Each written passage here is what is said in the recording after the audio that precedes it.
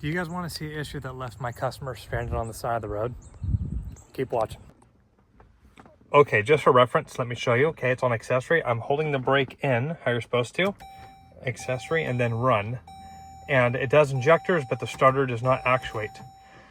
So that's what it's doing. And let me show you what the actual issue is. It's the actual TIPM, okay?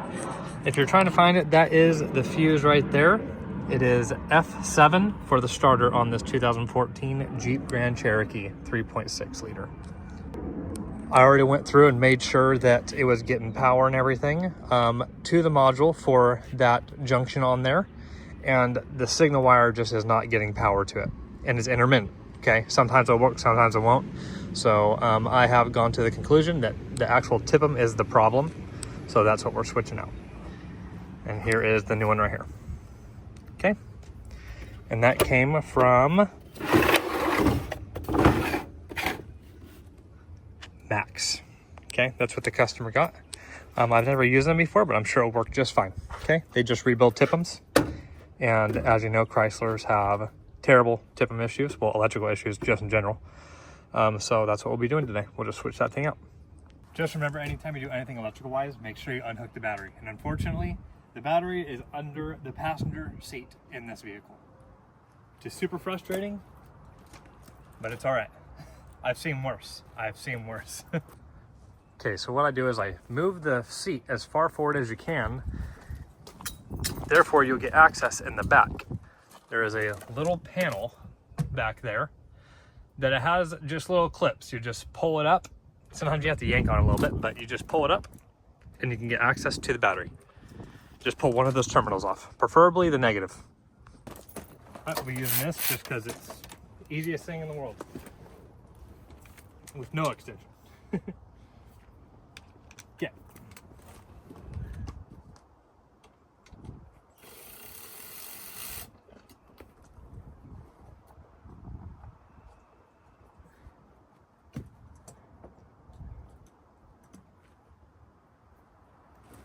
Okay. That is unhooked, just a 10 millimeter. Okay, now we're back at this portion, okay? There is no power going to it. You want to get that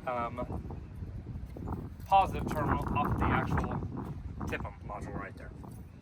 I believe that's a 13 millimeter. We got our 13, we're gonna go ahead and take that off.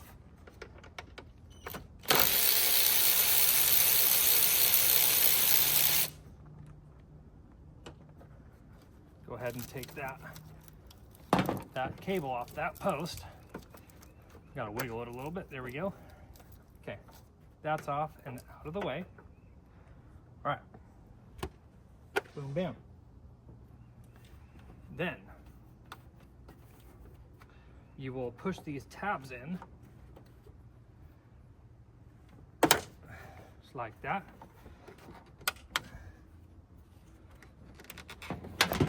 Whoa, whoa, whoa. You'll get like a flathead screwdriver. Okay, as you can see, these tabs, you just want to push those tabs in, which you can use your fingers, but this is just a lot easier for me to use this. And then that whole thing comes up. And you have all of your actual connectors, okay? Which you need to be very careful with. Okay, if you need to look up how to unhook these, you can go ahead and do that.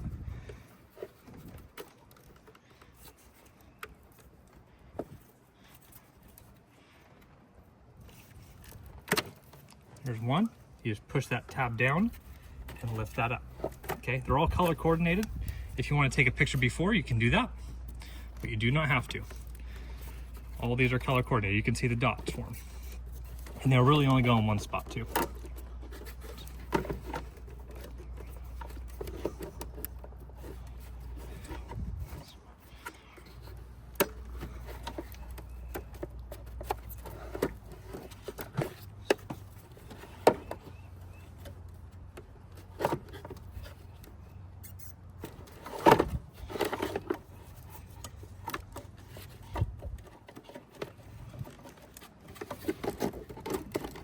Okay, last plug, and there it is, right there. Old one, new one. Let's go ahead and get this thing hooked up.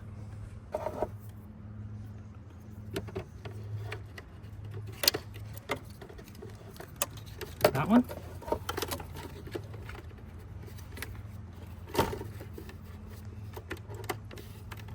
That one. You want to make sure you slide them in there nicely. If you have to force it, you're doing it wrong, okay? You do not have to force these.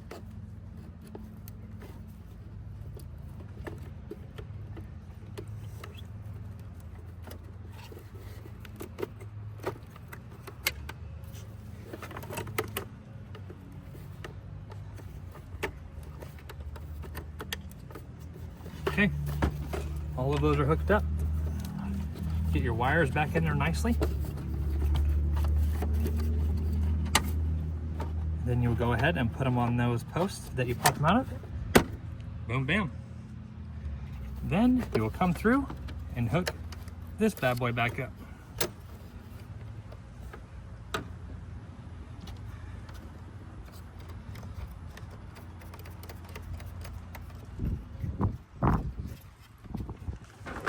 With your 13 millimeter, go ahead and tighten that down.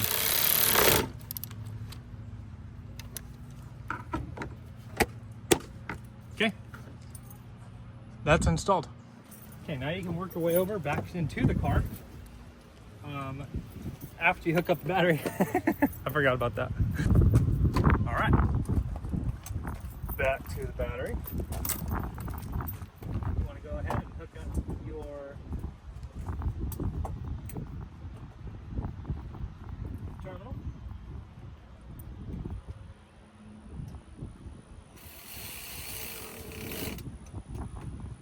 That is nice and tight. Awesome. Now back to the driver's seat. All right, now back to the driver's seat. Okay, you're gonna wanna turn your ignition on. I'm gonna let it sit for about 10 seconds. Kind of give that thing to get a chance to marry all of the monitors throughout the car. Then I'm gonna turn it off. Then we're gonna go accessory. Seems like it worked pretty good. Sweet. And then on the directions it says to hook up your scanner and clear the codes. It doesn't look like it has any, but I will still do it, just in case there is something going on with it. I would just rather be safe than sorry. I don't want the customer to come home and then they drive it and then the check-engine light comes on. They're like, hey man, what the heck? You know, so you might as well just go ahead and clear everything out of the computer. So let's go ahead and do that. Let's go grab my scanner.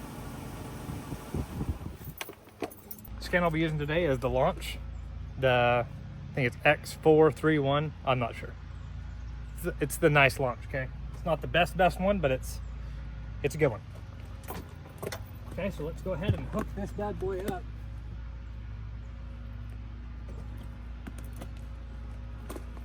And we will get into the monitors and clear anything that's there. All right. Smart detection. We're gonna see if there's any codes going on here.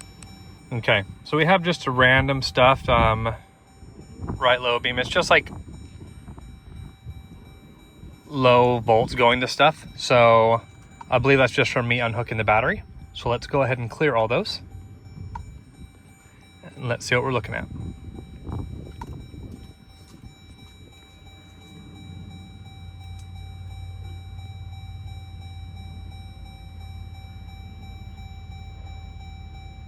Very nice. That's what you want to see, all green, okay? So what I'm gonna do is I'm gonna go ahead and turn this off, turn ignition back on, and we're gonna start it. Very beautiful. We're gonna go back and we are going to scan it one more time to see if anything comes back. All right, so we got one code. Let's see what it is. It's just for a mirror control. That was probably already there, most likely. This car did have codes before for random things. So that's probably just something that has to be dealt with later on. But that is not tied in with the TIPA module at all, okay? That's an actual problem that's wrong with the circuit of the mirror or something about that. I have not diagnosed that problem, so they're not worried about that, obviously. All right, guys, so this thing is running beautiful. I've started it over and over and over about 10 times, and it has not had any hiccups or anything like that. Thank you for watching the video. If you want to see more stuff like this, make sure you subscribe. I'm trying to rebuild this YouTube channel, and I would just really appreciate if you actually do like the work. Go ahead and hit the subscribe button and like it if you like. But yeah, thank you for watching, and I hope you have a great rest of your day.